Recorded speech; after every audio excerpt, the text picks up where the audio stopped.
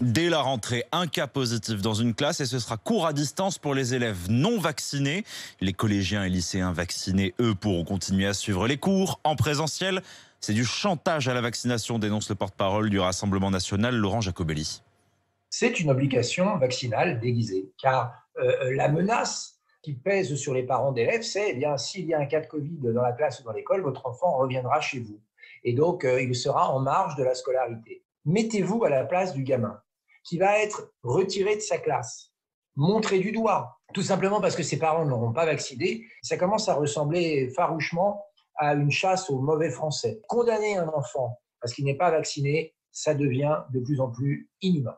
Le gouvernement lui récuse l'accusation d'un apprentissage à deux vitesses. Nathalie Elimas est secrétaire d'État chargée de l'éducation prioritaire.